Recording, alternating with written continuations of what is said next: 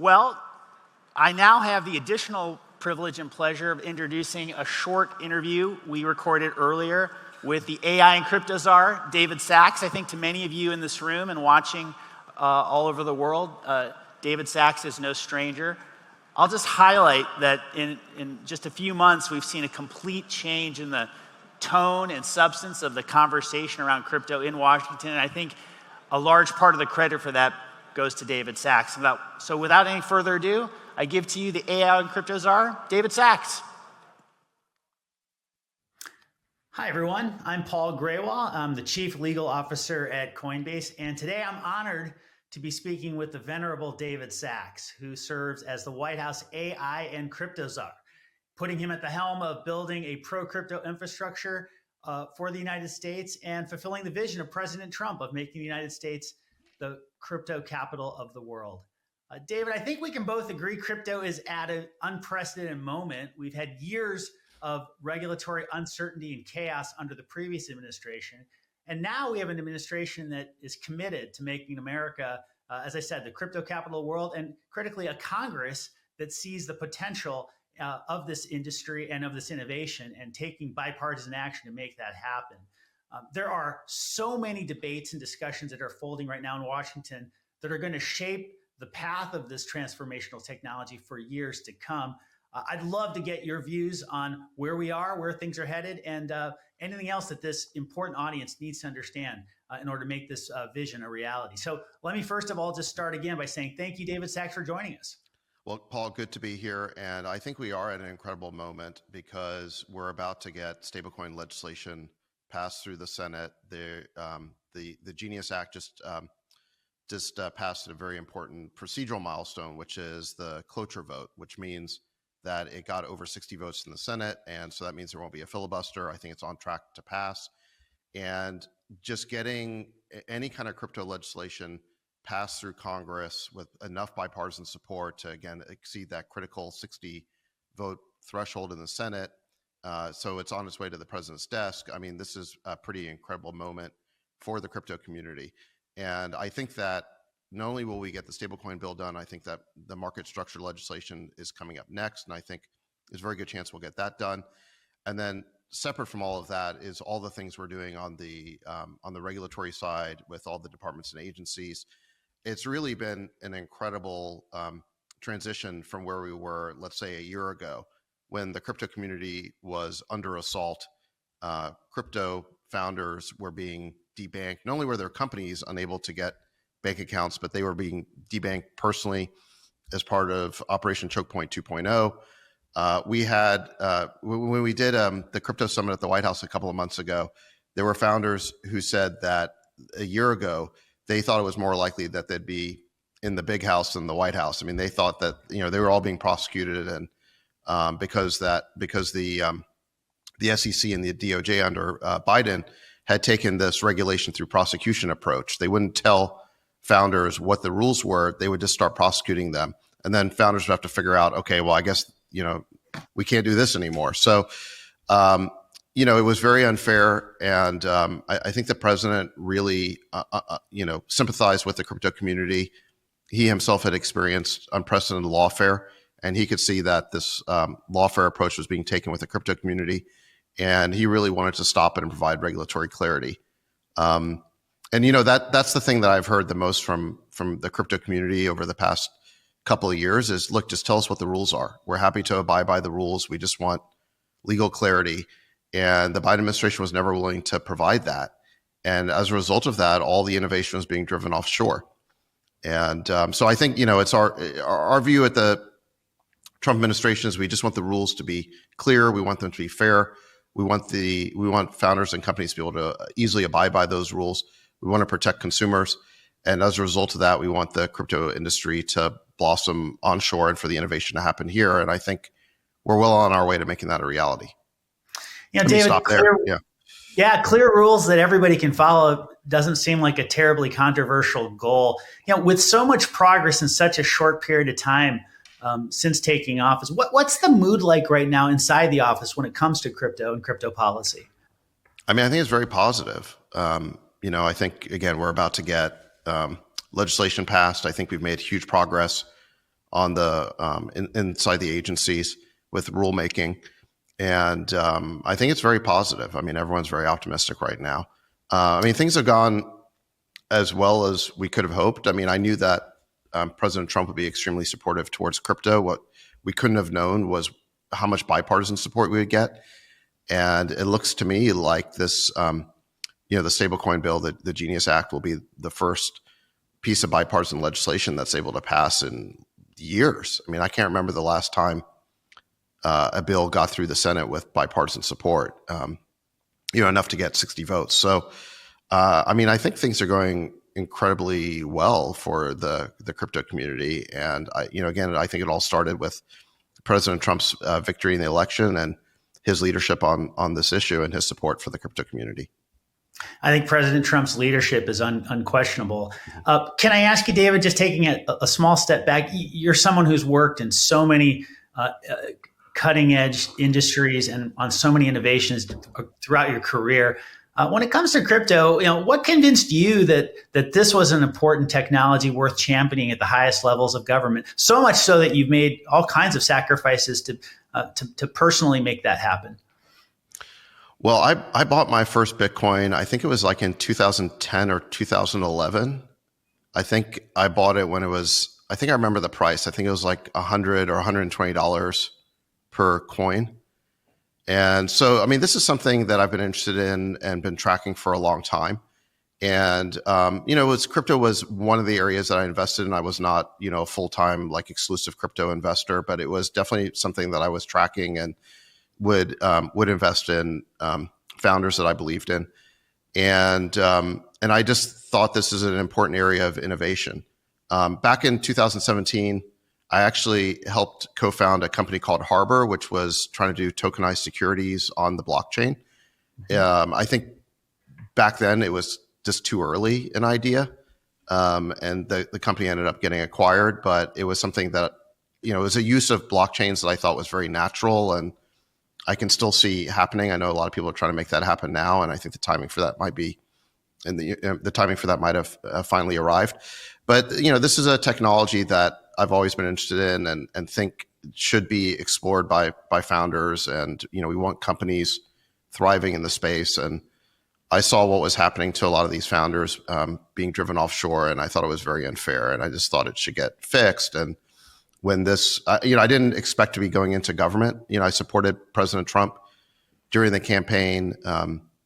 It was actually just a little over a year ago that we did an event for him in San Francisco, and we actually had a lot of crypto founders there, and we essentially helped kind of broker some of these introductions, and then I got offered this position, again, not expecting to go into government or anything like that, but I just thought it was a role where I could just help the crypto community and help the country, because ultimately, again, we want this innovation happening here.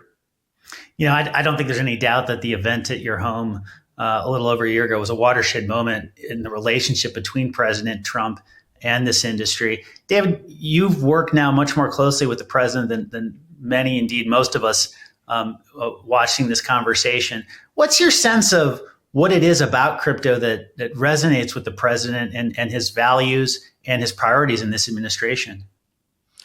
Well, number one, he wants the United States to win. Right. He wants America to win. He wants America to be number one. And he understands that this is a very important area of technology. This is a cutting edge technology, and he wants America to be the best at it. He wants the innovation happening here. And this is why he said during the campaign that he wants the United States to be the crypto capital of the planet. We want this technology and this innovation happening in the United States as opposed to being driven offshore. I think in addition to that, I think on a deeply personal level, like I mentioned, he feels that the crypto community was really mistreated, that you had this, again, regulation by prosecution approach. You had this lawfare approach where founders were they were not only, prosecuted, and you had all these horrible legal actions against them when it wasn't even clear what they had done wrong. But then you also had this like almost clandestine operation, this, choke point to kick people out of the banking system without any adjudication whatsoever.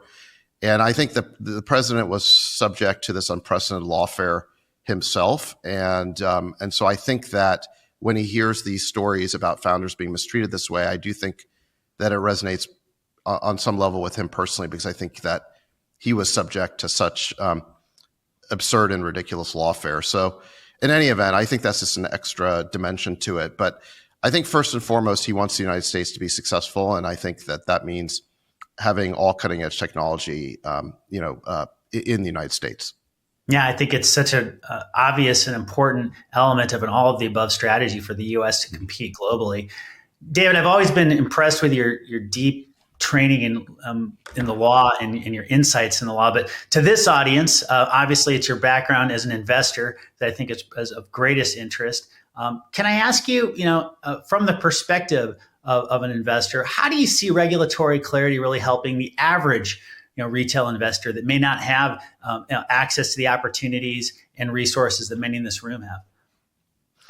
Well, I think that when you have a clear regulatory framework, it benefits everybody because it creates trust. So, like, for example, with stablecoins, we already have, the stablecoin product is, there's a number of companies doing it, is already extremely successful. I think the total float of stablecoins today is over 225 billion. So obviously it's a successful product, but I think that it'll grow even more once we have a regulatory framework for it, because now you can trust that all these stablecoin issuers have met the standards. So, for example, under the Genius Act, I think stablecoin issuers are subject to quarterly audits, and they have to fully reserve for the issuance of their stablecoins. So now you can trust that if you get issued a token by an onshore stablecoin issuer, that the money is sitting there waiting in a bank account, so that if you ever want to redeem and cash out, it's there. And there have been at times questions or panics about, well, does this company or that company actually have the money in their, in their bank account? What if everyone cashed out at the same time? Would they be able to redeem?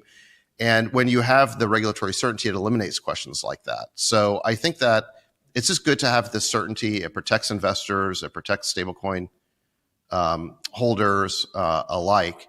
And, and I think that's why capital markets in the United States are the most trusted in the world, is because you want to have the right balance between, freedom to trade, freedom to custody, but you also want there to be some degree of oversight so that essentially there's third-party verification of people's claims and statements, right? And so you can put more trust in those claims. And I think that we want to find the right balance, obviously, and I think that that's why you want a clear legal framework.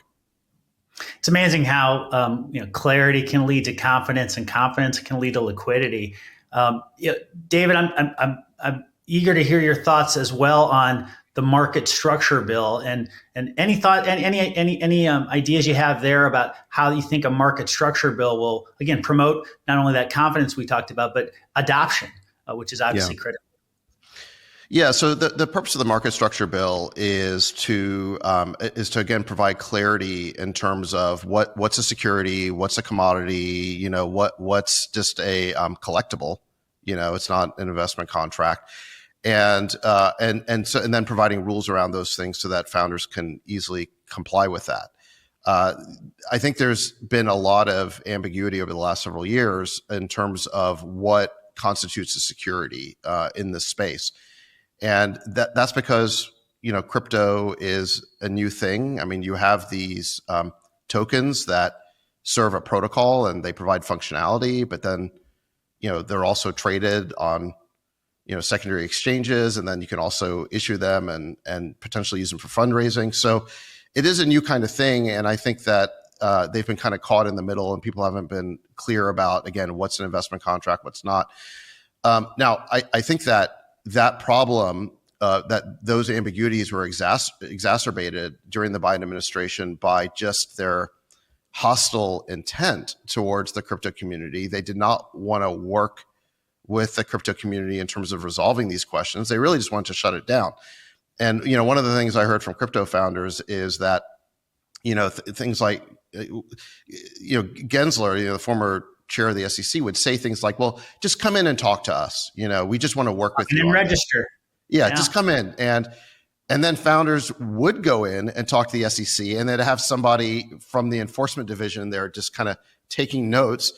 And then the next day they get a Wells notice and they start getting prosecuted. So why would you want to go into the SEC and talk to them when anything you say can and will be used against you? There was no true, there's no true good intent in terms of truly working with founders to resolve these ambiguities. And I think now we have a different SEC. I think, Paul Atkins just got confirmed, and I think he's terrific. And in the meantime, Hester Peirce has created this SEC task force, on crypto, and they've actually been holding these public roundtables where they're actually listening to the crypto community. And I think that they're working in a true collaborative spirit to try and resolve these questions and putting forward the regulatory framework so that we have the right balance between regulation and innovation, right? And now, I think that if